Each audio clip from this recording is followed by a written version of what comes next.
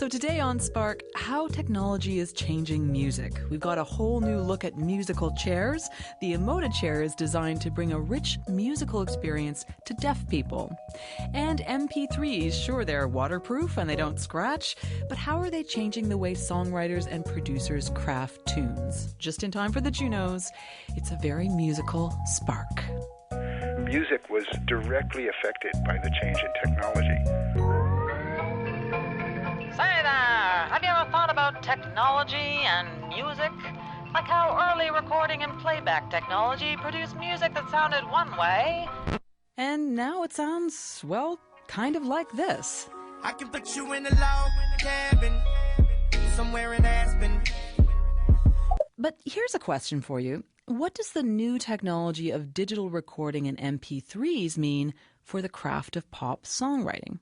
The other day, I came across an intriguing blog post about this music prof at Stanford. My name is Jonathan Berger. I'm a professor of music, composer, and researcher at Stanford University. And about 8 years ago, Jonathan did an experiment with some of his students. He played them a number of pieces of music. Some were original recordings, completely uncompressed, full quality. Some of the others were compressed, crunched down using a variety of methods, including one you're probably familiar with, MP3. So we tested on a variety of musical clips, orchestral and jazz and a variety of rock and roll types. What I began to see was that uncompressed audio was winning out in many situations, but in rock music, MP3s, and particularly, and this was entirely strange to me, MP3s with not terribly high bit rates, like 128, for example, seemed to be doing very well with rock music. So for certain kinds of music, Jonathan's students actually preferred the lower quality digital files, which is kind of surprising. So Jonathan repeated the experiment each year with new students. And curiously saw a rise of preference for MP3 at 128 kilobits on particular types of rock music. So this was an anomaly that was totally unexpected. And it began to raise the question of whether there's something happening in the degraded quality of the reconstruction that somehow seems to enhance the actual music. When you compress a digital music file using the MP3 format, particular parts of that music are emphasized. Do you hear the ch of those cymbals? The tone of that high-pitched guitar riff? That's what Jonathan's talking about. I like to call them sizzle. Mm-hmm. You sort of hear this bright noise, sort of chaotic noise burst. It seems to really enhance cymbal hits and distortion guitar particularly at high frequencies. And so it seems to me, and this is my guess, that what we're looking at is a degradation in audio quality that somehow, and maybe there's a feedback loop here, seem to do well under certain circumstances where noise and distortion were integral parts of the music. But I have to wonder, if Jonathan's students actually preferred the sizzly, compressed sound of an MP3, what does this do to the idea of things being better or worse quality? Is there an objective standard of better audio, or is it just what people prefer? Jonathan says yes and no, it's kind of, sort of both. And ultimately, great music remains great music under a variety of conditions. So a great piece of Bach you can listen to on a transistor radio, and the greatness of the music will somehow still come through. Not that I advise that. Thank you, Jonathan. You're most welcome, Nora. Jonathan Berger is a professor of music at Stanford University. Well, you know that the phenomenon called sound is a wave in the air, pulsing at a certain speed. Now, these waves hit the eardrum and are turned into vibrations, which the brain translates into what we call sound. So, if MP3s are changing the way we listen to some pop music, how is it changing the way we make music? I'm Carl Wilson. I'm a music writer for the Globe and Mail and for Zoilist.com, and the author of Let's Talk About Love, A Journey to the End of Taste. So do you think it's possible that we're getting a new kind of aesthetic, a new sort of taste in various kinds of pop music because of this? I think that's precisely what happens. I wanted to talk to Carl Wilson because I wanted to know how these new methods of compression and digital distribution affect the way musicians write and producers produce pop songs. Do you have to change the way you write or produce a song if you know it's going to be compressed as an MP3 and heard over computer speakers, or turned into a cell phone ringtone, or a 30-second sample on iTunes? Carl told me there's a long history of technology influencing the pop music aesthetic of the time. When new technologies become available in the recording studio or as the means of consumption, they change the way we write, produce, and listen to music. In the early days of recording, you had the initial 78s and 45s, which were limited to a couple of minutes long, and so that became what a pop song was, and then we still live with the legacy of that. The idea that a pop song is still sort of an average of about 3 minutes, 3 to 4 minutes, is a legacy of how much you could fit on a vinyl recording at that time. And similarly now, I think we're getting a sort of ringtone style aesthetic where what the kind of most prized thing in a pop song tends to be now is that particularly sort of crafted little beat and vocal effect that accompany it, and that those are the kinds of, and there's this intense competition among producers to outdo each other at that, and so that becomes kind of what the arena is, and on the Billboard charts is each of these producers vying off to kind of create that moment. And I think there's always a tendency, as in these moments of transition, to see that as somehow more decadent than what we had before. And I don't think that necessarily is the most productive way to say it. I think you just sort of see it as a phase in pop history where this becomes the arena of competition, and that's where the creativity is being applied. And it's important to kind of keen your ear on that and enjoy the fruits of that. Right. So when you listen, you listen to tons of new music. When you listen to various types of genres of new music, how are you hearing that play out in terms of the styles that are turning up and so on? Well, one side of it is definitely this very, very strong rhythmic emphasis, which I think has been true for most of this decade, and I think that has accompanied this shift to MP3 listening and all of that kind of thing. Another thing you're getting are these very unique kind of textural effects, because, again, that's something that can be communicated right away. As soon as the song begins, you have a whole sound universe created for that song. And one of the outgrowths of that, and again, something that's suited to being listened to on the media that people are listening to, is the autotune vocal effect, which kind of has ruled the charts for the past couple of years through T-Pain and all of his ilk. Yeah. Hey. And again, it's a sound that leaps out, definitely sounds of the moment, and sounds good on your computer speakers. So that's like when you get the kind of digitized effect on people's voices. Yeah, you get that kind of warbly robotic sound, and that's achieved by kind of turning pitch correction software into an instrument in a way, and turning it up to such an extreme that the voice, rather than just sort of being pulled slightly into pitch, is jumping wildly between pitches, and has no in between, and that creates this kind of 21st century yodel. Right.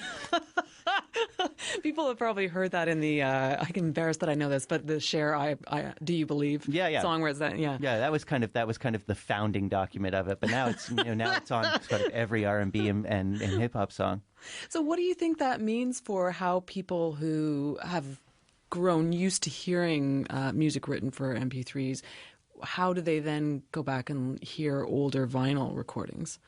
Well, I think you always hear, and changes of medium are probably one of the starker representations of this, but every decade or every period in pop music, you have a set of sort of production techniques that are signature of that time and have to do with what was available and what's possible. So, people go back and listen to vinyl. Partly they're going to hear music that's made, with a very different set of instruments and a very different set of technologies, and that's kind of going to be primary, I think, in the difference that they hear.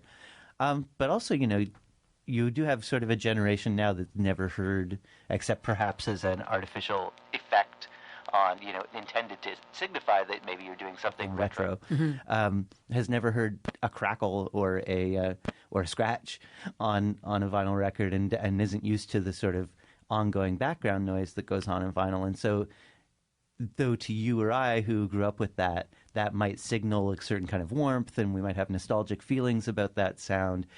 It would make perfect sense to me if an 18-year-old was going to listen to that and think that sounds terrible. Mm-hmm. You know. So it sounds like you don't think of it in terms of it being a loss. It's just different, and the technology always changes, and therefore the music style always changes. I mean, I think if you kind of step back and take the historical view, you know, it's very easy to react to every change as a loss because we do get attached to the music that we grew up with and the sounds that we grew up with. But when you look at it over sort of a longer timeline, it starts to become impossible to sustain that argument, because really then, you know, everybody would be recording on wax cylinders and singing into, you know, a giant horn. Not that there's anything wrong with that. Thanks a lot, Carl. You're welcome. There are longer interviews with both Carl Wilson and Jonathan Berger up at the Spark blog, cbc.ca/Spark. You're listening to Spark on CBC Radio 1. I'm Nora Young, and with the Junos around the corner, we're doing a special music edition of the show. And you know, as convenient as it can be to listen to music on an MP3 player, nothing really beats the experience of a live band. That band, it's not at a club. I was listening to them play in a room at Ryerson University in Toronto, where I was trying out the Emoti Chair. It's a Ryerson research project, and the idea is to design a chair that would give deaf people a richer experience of music. The Emoti Chair looks like a recliner, but when you sit in it, different instruments are represented by vibrations and pulses that you feel on different parts of your body. The coolest part was rippling vibrations that came up from the armrests and stimulated my forearms. It almost felt like a bit of a current running up to my shoulders, making them wiggle in time to the music. It made me want to dance, more than just standing there listening to the music did. But I could also feel thumping and jerking in my chest and other vibrations in different parts of my body. Vibrations travel up your arms. So I'm Ellen. My last name is Hibbert. I'm a second-year PhD student. Ellen is deaf. She's signing her answers. The voice you hear is her interpreter, Tala Jalili. Ellen's been trying out the Emoti Chair, and before using the chair... In terms of listening to music, I could feel vibrations, but in terms of touching a speaker, touching the woofer with my hands, I could just feel one speaker booming. So the first time that I had the woofers in my back, strapped on, I was astounded. I feel like it opened up a whole new world for me, a whole new world of music, and I very much enjoyed it. The way Ellen explains it, the effect of separating the instruments into vibrations on different parts of the body is a revelation. But it can bring tears to my eyes about how much I can feel music. I can feel the piano. I can distinguish the instruments. I've never known that piano and guitar felt different. Growing up, it was quite different. I had hearing aids. You know, they tried for me to experience music. It was just a mumble-jumble of sounds to me. It just was not possible. I'm profoundly deaf. I've never been able to separate sounds. What role does music play in deaf culture generally? In the deaf community, we typically, let's say if we host a dance or have a gathering, we typically will do it where there's wooden planks on the floor. So when there are drums or there is bass, we take off our shoes, and then we can feel it through the vibrations in the wood. So that's how the deaf community experiences music. But what if you could separate the music into its component parts? Maria Karam is a postdoc fellow at Ryerson. She works with human-computer interactions. Imagine putting your hands on a speaker that's playing the music. You can feel vibrations, but what we can normally feel are the most prominent low-level bass and drum type vibrations, and these dominate all of the other frequencies, such as the voice or the guitar and some of the higher frequencies that aren't accessible. So because the body is very capable of processing information, a lot more than we actually use it for, what we're doing is leveraging this ability, and we're separating music into multiple signals or channels, and we're presenting each of those individual unique channels along your body, giving your body the chance to process it, strictly bypassing your ears, but tickling your upper back or pounding on your lower thigh. So in some ways, your whole body is a sensory organ. Beyond the cool factor, what impressed me was the way sensing music more deeply isn't just an aesthetic experience, but an emotional one, according to Ellen Hibbert. Did you get that sense from listening to it, what kind of emotions were being communicated by the composer? Oh, certainly. And my mind wanders and goes off into an emotional roller coaster of experience. For the first time, I realized I was pushing my buttons, pushing my emotions, making me feel emotions that I never knew were associated with music. It was never an experience, and I have to say, I like it. The rock band wasn't the only music I heard that day at Ryerson. There was also music composed specifically for use with the Emoti Chair. My name is Stefan Vera, and I'm the first composer in the world to be composing for a new tactile medium, which is the Emoti Chair. I realized very quickly that I was allowing my senses, specifically my hearing, to influence me because I was, hitting notes that would be more related to one another. And I said, this is not the way to proceed. If a deaf person is going to get something out of it, then I better be composing, for a deaf person who cannot hear anything. So I pumped TV static into my ears so as to not allow any outside sound, and relied entirely on me sitting in the chair with a keyboard on my lap and the vibrations to dictate how I was going to, start the composition. And how, as a composer, how do you feel when you hear the reactions that we heard in the room today from the people who were using it and what their experience of it is? To me, it is a more honest reaction than someone who's been listening to music their whole life and just, says they like your piece. To have made such a difference in someone's life who otherwise was closed off to music completely and didn't want it a part of his or her life, to have that person say, wow, you've completely changed my mind about music, it's very, very special, it's very meaningful, and I really want that to be for everybody. I got really caught up with the image of experiencing music as more than just sound, but as a tactile experience too. And that made me think about this cool book I just read. Okay, this is a totally different phenomenon, I want to be clear about this, but it does involve the senses. And this is where Richard comes in. This is Richard Saitowic. I'm a neurologist in Washington, D.C. For some people, the way they experience the world around them all the time involves a kind of crossing of the senses. And Richard has been studying this fascinating sensory phenomenon. It all goes back to one night nearly 20 years ago. I was invited to a neighbor's house for dinner, and he delayed our seating at the table with the apology that there weren't enough points on the chicken. And everybody laughed and said, "Oh, Michael, what are you smoking?" etc. Right. How could a neurologist not be intrigued by Michael and his pointy chicken, right? So when Michael says, "I taste shapes," I didn't say, "Oh, you can't do that. You're crazy." I said, isn't that interesting? Maybe how we think the brain is organized isn't right. People who study this now think that 1 in 23 people have some kind of crossing of the senses. It's called synesthesia. So, obvious question first, what is synesthesia? Well, everybody knows the word anesthesia, which means no sensation. Synesthesia means joined sensation. And there are people born with 2 or more of their senses hooked together, so that my voice, for example, is not only something that they hear, but also something that they might see or smell or feel as a physical touch. There are all kinds of synesthesia. Some people see a color when they see a particular letter or number, or they might experience the taste of a particular word.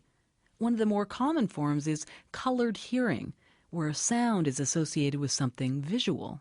They don't see like a pictorial thing of, sheep gambling through a meadow when they listen to Beethoven. They see very elementary aspects of perception. So color, movement, scintillation, size, shape, geometry, replication, etc. Do we know what causes synesthesia? Well, being human is the bottom line, but there is a gene, the synesthesia gene, that causes 1 in 23 people to have some kind of synesthesia, and 1 in 90 people see letters and numbers as colored. And so, for example, one man who's a musician, whenever he hears music, he sees this in front of him, like a TV screen, about a foot or so in front of his face, and the shapes and lines move. And if he turns his head, then the screen moves with his head. But if you ask him where the shapes are coming from, he says, well, it comes from the direction of the music. Like if I'm at a live concert, then it's coming from them. Can we talk a bit about the implications for art? I mean, first of all, is it true that artists are more likely to be synesthetes? Yes, we've known for a long time that synesthesia is more common in creative people such as writers and painters and musicians. Some famous ones, of course, are Vladimir Nabokov, the author, David Hockney, a painter, Olivier Messiaen, the famous French composer, who invented an entire method of composition specifically to convey the colors of sound. Yeah, the list of composers and musicians. And there's modern ones, too. For example, Stevie Wonder, Billy Joel, although they don't talk about it in public because I think they're a little worried about what their fans might think. Yeah, can we talk a bit about the list of composers and musicians? We've got Liszt, Rimsky-Korsakov, Sibelius, Eddie Van Halen, Stevie Wonder, who all have this kind of colored hearing. You know, are there any kind of commonalities that we can say about what that means for their music, or is it completely idiosyncratic to every... Well, what the composer does with it really depends on his artistic temperament. So Billy Joel said he was writing a lullaby that's in hunter green for his child. Liszt and Rimsky-Korsakov did this. For example, when Liszt was Kapellmeister, he would say, "Please, gentlemen, more red if you please." And of course, the musicians looked at him and thought, what is he talking about? And Messiaen says the same thing. He says he's even written specifically what the colors in the score are so that the conductor can convey that information so that the woodwinds will play more blue, the brass will play more yellow, etc. Because, you know, this is the interesting thing, and you talk about this in the book, the whole idea of metaphor, which for all of us involves this kind of crossing of the senses, you know. Yes, we're all synesthetic, and the brain is already cross-wired among the senses in all of us. So in synesthesia, the question is, how much? Yeah, I mean, one of the points you make in the book is that people who are synesthetes often don't realize that there's anything unusual going on there. They imagine that everybody... Exactly. As children, they're often shocked to discover that their playmates are not like them. And they'll say something like, "Oh, A is the most beautiful pink I've ever seen," or "Oh, that music is so round and silver." And they get withering looks from their parents. You know, the parents think they're making it up. They want too much attention. And so that they retreat and think, "Oh, I'm the only one in the world like this." And now, of course, we know that far from being rare, synesthesia is extremely common. And the question is, what good does it do? Because walking around, you know, hearing colors or seeing letters is colored really doesn't have much evolutionary purpose. And what we think it is a gene for creativity. And what this gene does is make us able to make connections between seemingly different things. And that's the definition of metaphor, seeing the similar in the dissimilar. Richard, thanks so much for talking to us. Thank you so much. You can find a link to Richard's book and his research at our blog, cbc.ca/spark.